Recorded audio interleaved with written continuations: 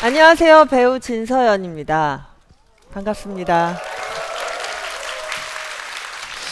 오늘 제가 말씀드릴 주제는 바로 자존감에 관한 이야기입니다. 어떻게 하면 언니처럼 자존감 있게 살 수 있어요? 다른 사람의 이야기를 안 듣고 제 이야기를 하면서 어떻게 살 수 있어요? 이런 질문들을 정말 많이 DM으로 해주시거든요. 그래서 제가 찾아보니까 자존감은 스스로 품위를 지키고 자기를 존중하는 마음이라고 써 있더라고요.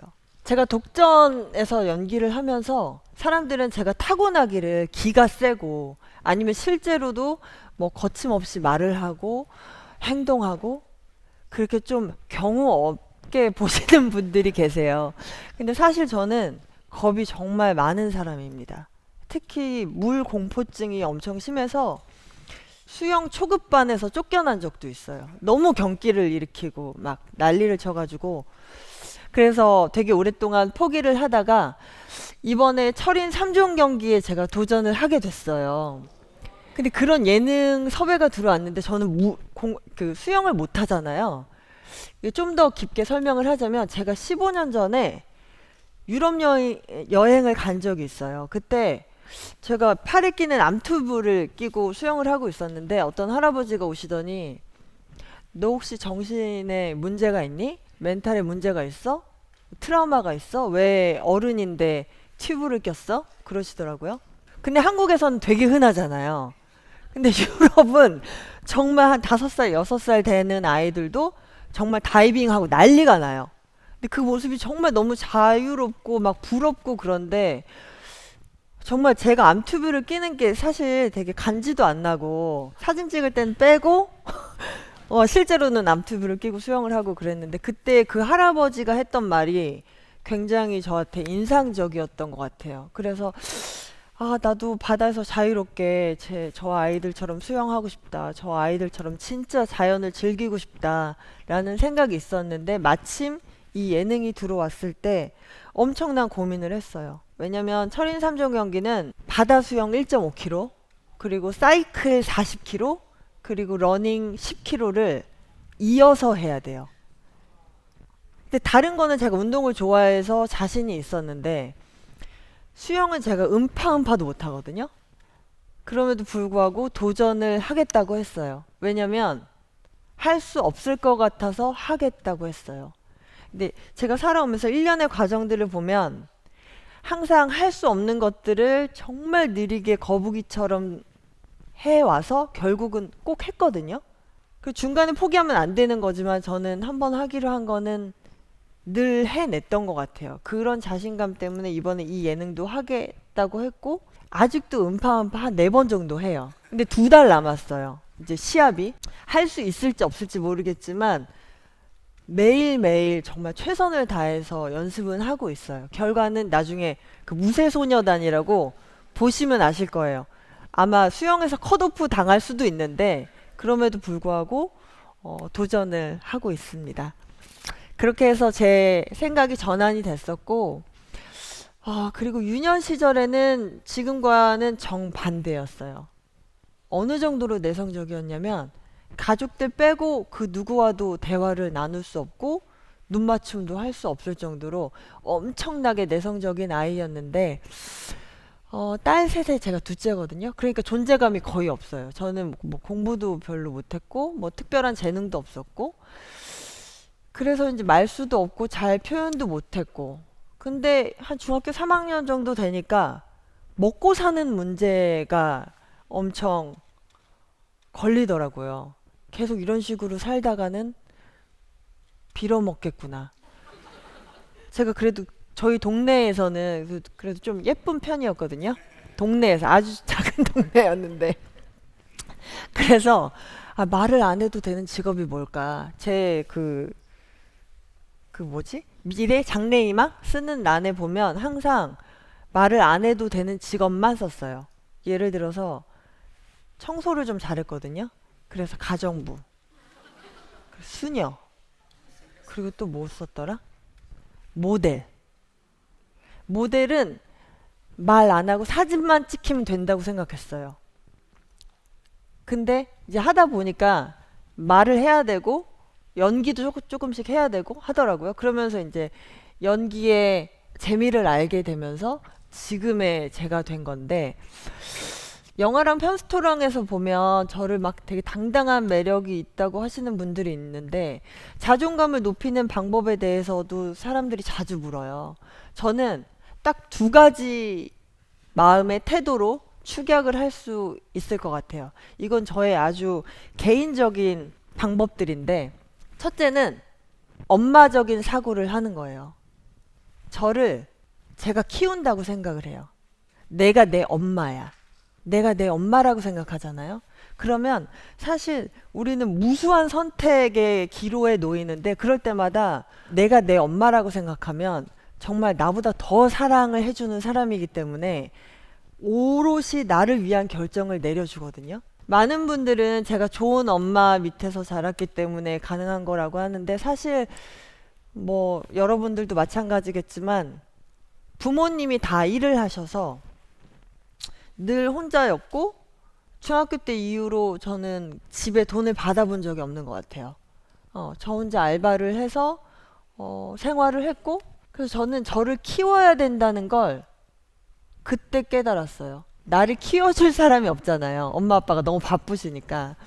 아, 내가 나를 키워야 되는구나. 그러니까 먹이고 입히고 재우는 거를 저 스스로 해야 되다 보니까, 그러면서 독립적인 시간이 다른 사람들보다 먼저 시작돼서 생각할 시간도 많았고, 그런 시간들이 지금의 저를 있게 만들어준 것 같아요. 저는 저한테 인정받기 위해서 노력을 했던 것 같아요. 엄마 아빠가 바쁘시니까 뭐 공부를 잘하거나 뭘 해서 상장을 받아도 그렇게 큰 피드백을 못 받았었던 것 같아요. 근데 저는 응원도 필요하고 위로도 필요하고 사랑도 필요한데, 그것들을 얻을 수 없으면 포기해야 되나? 그건 아니잖아요. 난 너무 소중하니까. 그러다 보니까 그거를 제 스스로한테 해주었는데, 그게 그냥 뭐 서연아 너 잘하고 있어 하고 하면 별로 이렇게 막 크게 안 와닿는데, 내가 내 엄마라고 생각하면 내가 잘 먹이고 잘 입히고 잘 씻기고 잘 돌보고 잘 보호하게 되는 것 같아요. 큰 선택을 하건 작은 선택을 하건 그럴 때 내가 내 엄마라고 생각하면 그 선택이 좀 굉장히 명확해지기도 하는 것 같아요. 그런 차원에서 저는 일단 집을 되게 미니멀하게 만들어요. 깨끗하게. 왜냐면 내가 너무 소중하니까 내가 지내는 곳이 깨끗해야 돼. 그리고 먹는 것도 막 정크푸드 이런 거 안 먹여요, 저한테. 비싼 데 가서 먹으라는 게 아니라 깨끗한 음식, 제철 과일, 그리고 막 뭐 과당 이런 거 안 먹여요, 저한테. 그러니까 저는 저한테 뭐 먹이고 입힌다고 표현을 하는데 그래야 좀 와닿거든요. 입는 것도 막 인스턴트 옷 같은 거 막 계속 사가지고 막 입히지 않아요. 원단 좋은 거, 비싼 거, 좋은 거 하나 사서 그거 10년, 20년 입혀요. 쇼핑도 많이 안 해요. 근데 단 1년에 한 번 꼭 하는 게 있는데, 연말에 속옷을 7벌을 삽니다. 월, 화, 수, 목, 금, 토, 일 입을 거. 그리고 작년에 입었던 거를 싹 버려요. 속옷을 1년에 한 번씩 버리면서 다시 재정립을 하는 것 같아요. 그러면서 이제 설빔이라고 하잖아요, 옛날에는.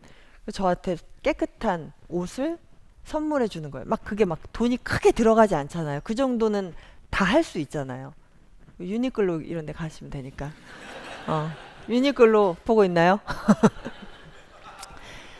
그리고 두 번째는 과학적인 사고를 해요. 아, 내가 뭐 음대를 가고 싶은데 이게 잘한 선택일까? 아니면 내가 배우가 되고 싶은데 이게 맞는 선택일까? 맞고 틀리고는 없다고 생각해요. 저는 과학자적 사고를 하라는 게, 계속 실패는 없고 시도만 있어요. 첫 번째 시도, 두 번째 시도, 100번째 시도, 10,000번째 시도. 그리고 10,000번째 시도의 결과값이 저인 거예요. 그러니까 난 실패한 적이 단 한 번도 없어. 왜냐면 난 계속 시도만 했으니까. 근데 그 시도를 안 하면 내가 뭘 좋아하는지, 뭘 잘하는지 몰라요. 근데 제가 안 해봤는데 이걸 할 수 있을까요? 뭐 이런 질문들을 하시는데, 그건 사실 미친 질문이잖아요. 안 해봤는데 어떻게 알아? 계속 시도를 하면 케이스 1, 케이스 2, 케이스 100, 케이스 10,000까지 쌓여가면서 그게 다 빌드업이 된다고 생각을 해요. 쓸데없는 짓은 없는 것 같아요. 저는 무언가를 할 때 이게 시간 낭비이지 않을까? 이건 되게 쓸데없는 짓 아닐까? 이게 될까? 라고 생각하고 시도를 안 하시는데, 이때 중요한 거는 페이스 조절을 하는 행동력이에요. 행동력. 매일 꾸준하게 하는 행동. 생각 말고요. 생각만 하는 거 말고 행동하는 거. 근데 저는 급하게 뭔가를 막 이루려고 하지 않아요.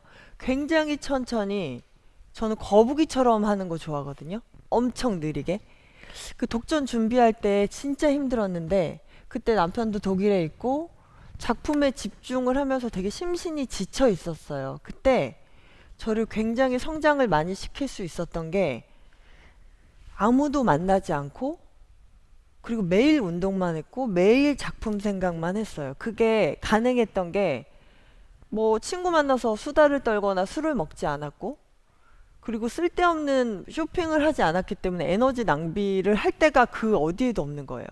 에너지는 올곧이 그 작품, 훈련, 트레이닝, 여기에만 집중되어 있었기 때문에 그 결과값이 나오지 않았나.